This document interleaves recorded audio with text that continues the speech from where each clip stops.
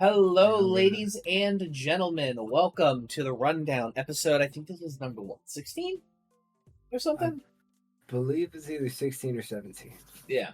We've been doing this for a bit. I'm Holy proud of shit. us. Yeah, we've been on it. We've been on it. Good for us. I'm Evan from HIMediaTV, joined by Brian No. Ortega, my brother in Christ. I need you to fucking change. After this episode, you and I are going into your YouTube channel, and we're changing your fucking YouTube app to something that isn't long as shit with numbers at the end. That's not even the YouTube one.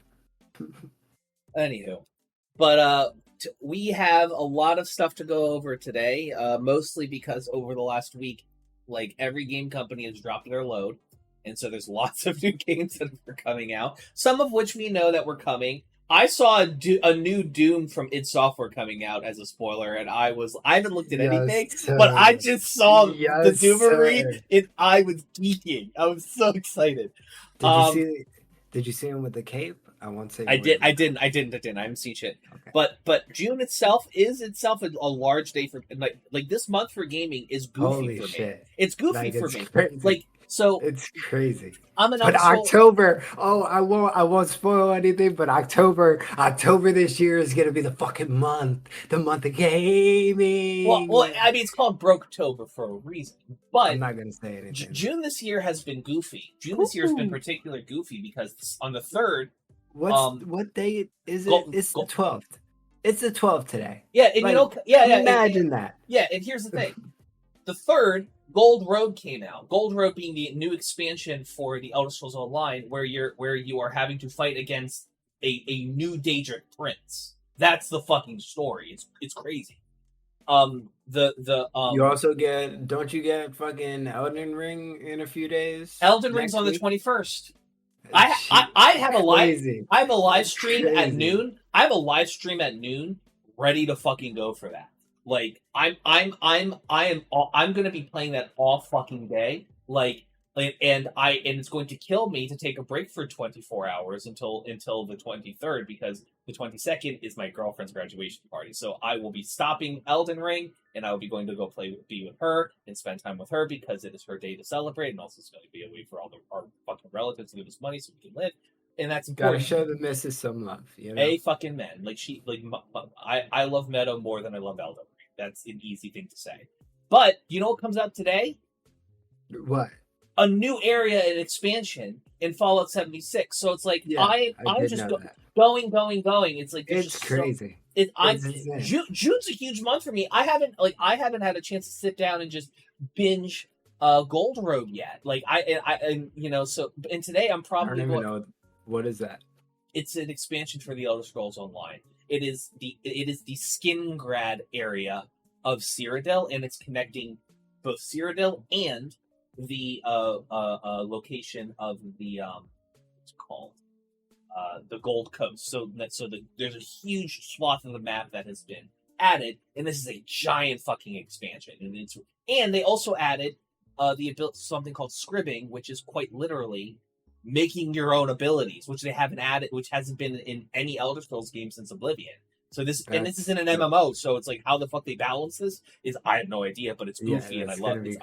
I love it. It's real quick. You should also pull up the Xbox trailers just alongside this video in case we don't get the full trailers in this video. Well, that's what I. Oh my god, I'm fucking squeaking. No, but that's what I originally had pulled up. It was the entirety of the trailers. Oh, okay, my fault. You're good. I just didn't want to react to the full conference, like with them talking. Oh no! This is just it's just the back-to-back trailers. It's just the back-to-back trailers. But, ladies and gentlemen, a couple other clean house notes, because it's going to be a long ass episode, and we're going to be talking about just games for the rest of the time. A jury has just found the Chiquita Banana Company guilty for funding death squads in Colombia, and are forcing them to pay reparations to the families of those death squads that killed. These death squads operated from 1997, the year of my birth, until 2004, and this legal ruling could possibly open up more consequences for American corporations committing crimes against humanity all across the world. So this is very, very good news.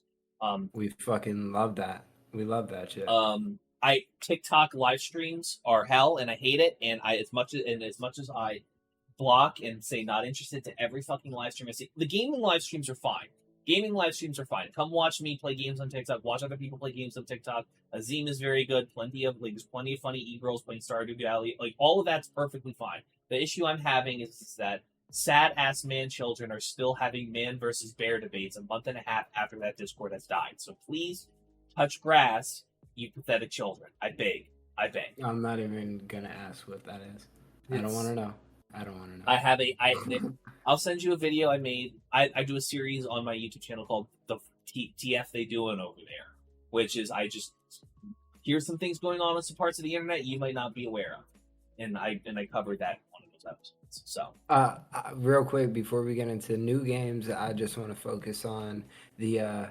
I don't really like the Valve situation going on with TF2, man. Not that I personally play it. I'm not claiming that I do. It's a fuck situation, though. They're just milking it dry with the whales, and the bot situation is insane. They refuse to acknowledge it. I understand why, but at the same time, you're such a great company. You're just making a big, dumb decision.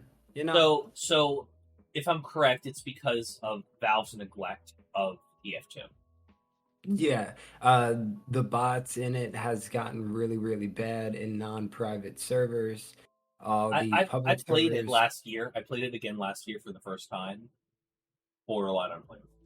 Yeah, and it's even worse now. There's literally things you could mod and download into the game where you now have bots that will kill the bots so you could actually play the game because it's gotten that fucking bad. And Valve is just refusing to acknowledge it because they're gonna release like their new standard free-to-play game. And I understand the situation, but for TF2, for as long as it's been out, y'all should at least try. That's all I'm saying.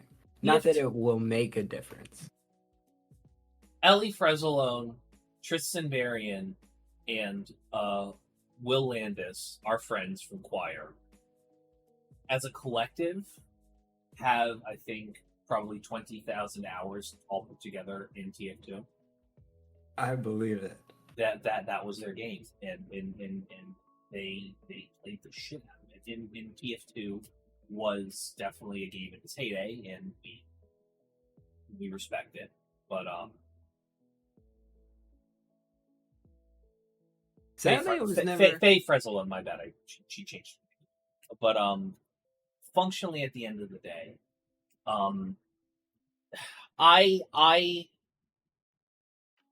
is TF2 a pillar of PC gaming history? Yes. Does Valve have a responsibility to maintain it ad nauseum? I would like to. I wouldn't say they have an obligation to. I would say it would be good of them to do it. They are literally making hand over fist in terms of money.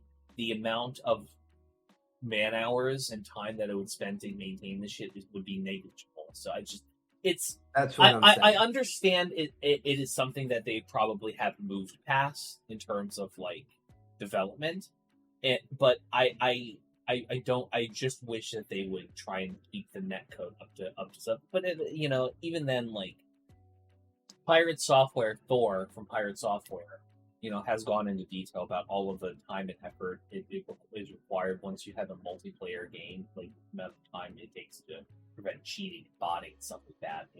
And I understand it's a lot of labor, and I understand that something like that is probably more. That effort is probably more suited to Counter-Strike 2 that they've been working on, something like that. But here's the thing with a company like that. I just don't understand why they don't contract fans to just help with the infrastructure of the game. You have plenty of people who are dedicated to the product. They have tons of money that they're making hand over fist. And if the development time / the capital on labor is too high for Valve for whatever reason, they're stretched which it wouldn't be.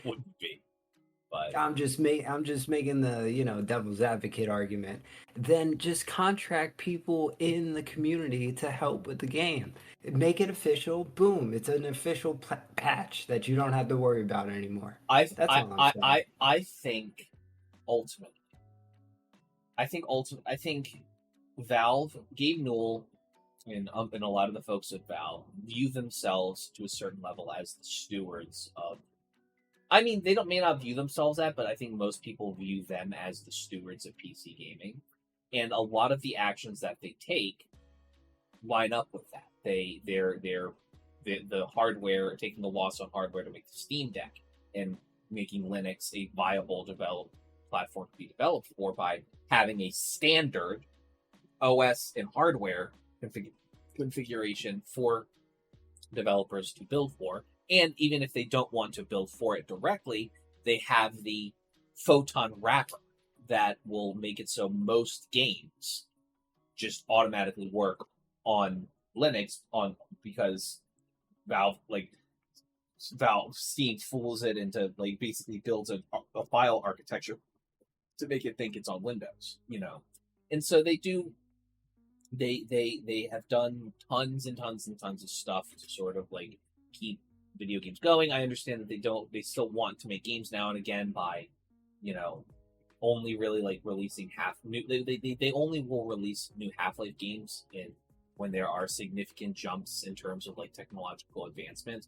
There's a reason why Half-Life Alyx was a VR game and considered one of the best VR games, I might add. I think Valve is generally a decent steward of the company, and I think that at this point they kind of view shit like TF2 as not a priority. It adds there's not really it's not something that I think is going to further the acceptance of PC gaming and the power that comes with that. I think ultimately I find it very depressing in that regard, and there's really nothing that can be done, by us. We can bitch and moan about it, but at the end of the day, Valve doesn't even have shareholders.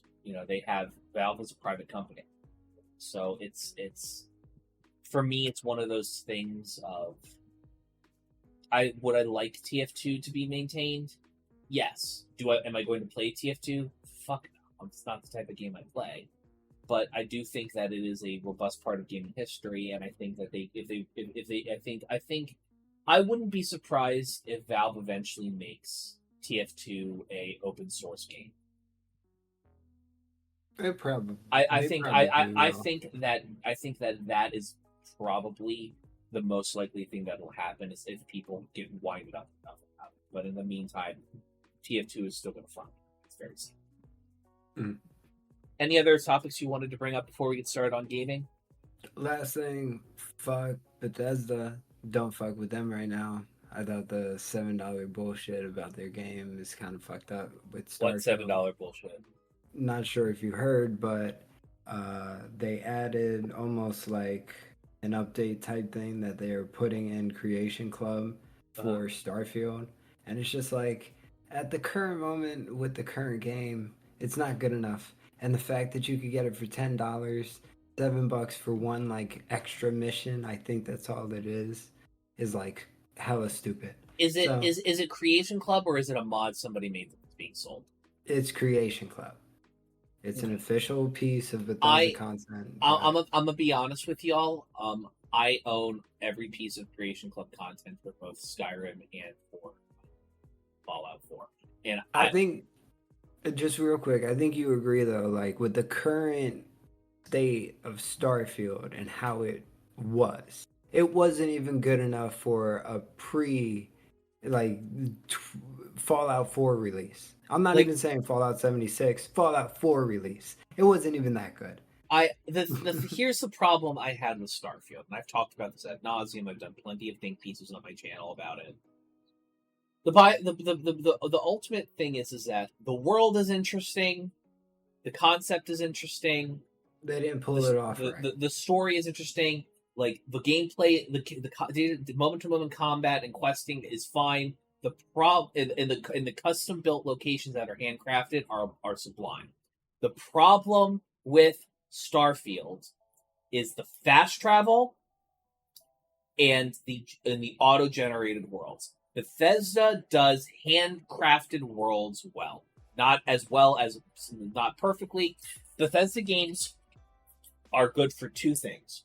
One, the sandbox ability by virtue of like how the physics work, how every item in the game that can be picked up, that can be put in an inventory has physics, and even things that might not as well. And the handcraft, and second is the handcrafted nature of the world.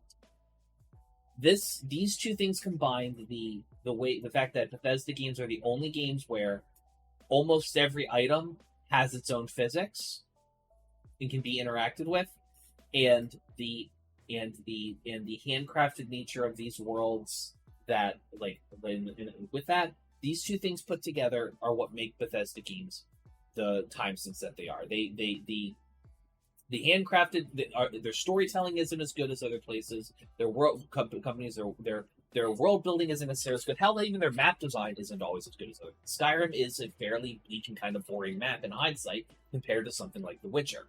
But just to summarize the story, paying $7 for one quest is stupid when you could pay $10 for the full game. It's dumb. Starfield has bad bones. Doesn't deserve it. It has bad bones. If they had, I said the same thing about Dark Tide when it first came out. Yeah. Every time that they released fucking new cosmetic things when the game was in a shitty state, I said, do not buy it. It's not a smart decision. It's not a game that deserves microtransactions yet. When I say bad bones, I'm not talking about the netcode. Like, the netcode obviously was bad with Dark Tide, obviously. But what I'm talking about is that the fundamental way that the game is built, the traveling from point to point in Skyrim is not tedious. Traveling from point to point in Fallout is not tedious. Whether you are fast traveling or whether you are physically walking. You can't physically walk from point to point in Starfield, because walking from point to point is how you explore the world and get immersed in it. Because once you unlock a certain amount of fast travel points, yeah, you can just go from point A to point B, but not only is the menus in Starfield cumbersome to deal with in terms of trying to fast travel, it's your only way of getting from point A to point B, and I hate that. And that is ultimately the biggest reason why you cannot explore the world, because the world is not built in such a way where exploring is worthwhile, and B, you find new, things to do. So that ultimately is the big fun purpose. And I think Starfield, if they want to put creation club content more, which they have done, and I've gotten a couple pieces of it in Skyrim, fine. If they want to do that shit in fucking Fallout, fine. I'll buy it. I don't even. But Starfield, I haven't even finished Starfield. Neither have I. I'm probably never going to finish. Unless it has Cyberpunk No Man's Sky blow up, But here's the thing. Cyberpunk had good bones. It just wasn't done. No Man's Sky fundamentally changed significant aspects of what the game was. Well, I mean, you play... Here's my honest question. You play Fallout 76. In the beginning, it was not only was it not really playable, it wasn't really a fun game. The bones were there in terms of the world and everything like that, but not even NPCs were in the game yet. Do you really... I'm just asking, for a fan of Fallout 76 now, are you really telling me that you don't think that it'll have a glow up like that? No. Because I don't really care either way. In Fallout 76, right? In Fallout 76, you have in Fallout 76, you have what's it called? A world that has, because here's the thing, in like the no NPCs thing, as much as it hurt Fallout 76, it also helps it. Because what Fallout 76 also has is one of the best just go out and explore read notes, and enjoying in just ambient storytelling. It's so good because that's all that was there, so that's all they focused on.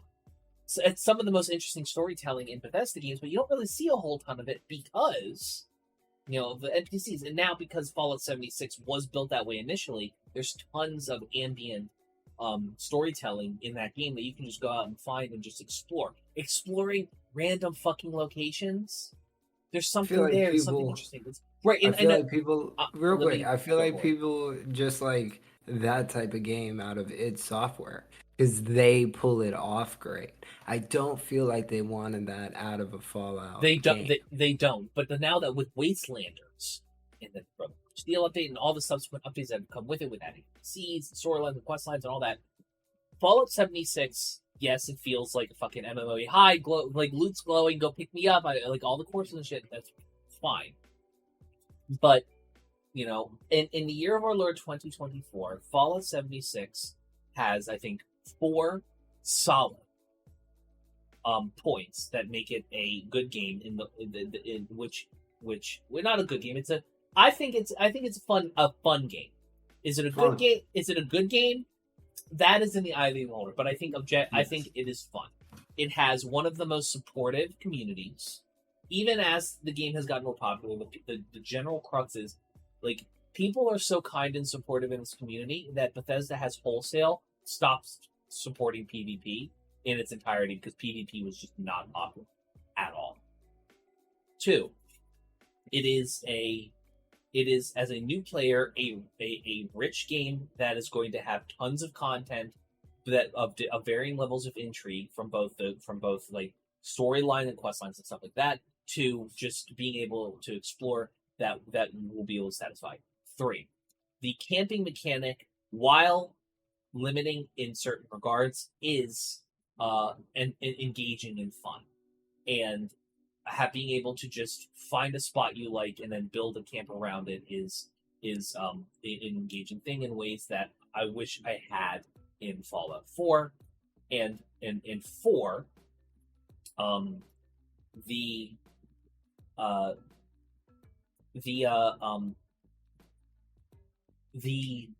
amount of engagement you get from the game is and also, unlike Starfield, the game ultimately has solid bones. Like not to rush you or anything. I'm just saying, back to the original point of all this to say, why don't you think that Starfield will receive the same type of support? Because I think ultimately. Let me ask this: do you think it'll not receive the same type of support, or do you think the fan reaction will not be the same? Here's the difference. I'm asking real quick before you differentiate. It's not a whole tangent, but continue. Okay, I'll be quick. I think ultimately the difference is that they would have to completely remake Starfield to be able to make it work, because the entirety of Starfield is built around traveling to these different planets and all this shit, and the traveling to different planets is the thing that makes it unfun and boring to play. Fallout 76 had better bones in this regard. Everything that Fallout 76 is good about has built. I don't disagree. Same thing with Cyberpunk. Same thing with No Man's Sky. I would even argue Anthem, if they had actually put time and effort into fixing it, would have had good enough bones that if they actually made actual effort into making better content for it, it would the skeleton was there.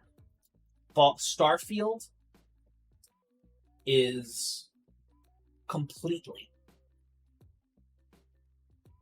fucked. The stories, the quests, all of it are spread out. You have to travel light years to go here to talk to this person, then talk to this person, and then talk to this person, and then the quest is done. And it just is there's so much downtime in between those loading screens and traveling that you're thinking, I'm literally just a fucking messenger boy. Now, a lot of quests in Elder Scrolls and Fallout are structured in similar ways, but there's travel when you're not in a fucking loading screen, in between there's no like if you are fast traveling, there's one loading screen. You don't have to go into There's not like three or four. Yeah. I don't have to go in. There's one button push. I find a location. I click the button. I'm there. No, I hear you. So trust me, I don't disagree with you. I was just bringing up the fact that at this point, it's not a good game to start microtransactioning and shit like that. But it just reminds me also that this is the same. I don't think the creation content's worth it. Like you're buying more content to play in the game. Starfield has a shit ton of content to occupy yourself with, and I think the content that's there is not bad. I think it's even good. It's just I don't want to play if I'm going to spend $7 to have a new experience in a Bethesda game, which I'm happy to do and spend that money, I'm not going to do it in Starfield, which it feels like a burden to play. No, I definitely agree. Real quick, just to bring up one more subject, and then we'll definitely get into these conferences. Your one little second of political satire. The RNC is going to be in Milwaukee, Wisconsin this year, the drunkest state of America. Not that I don't like Wisconsin, it's just the truth. Love y'all. I always thought it was about cheese state. It is that too, but it is the drunkest, like per capita or something like that. Yeah. Whatever it is. And Alcohol USA, found it interesting that if you're caught outside of the RNC this year with a reusable water bottle, you're going to jail. No question. But you know what's allowed inside the RNC?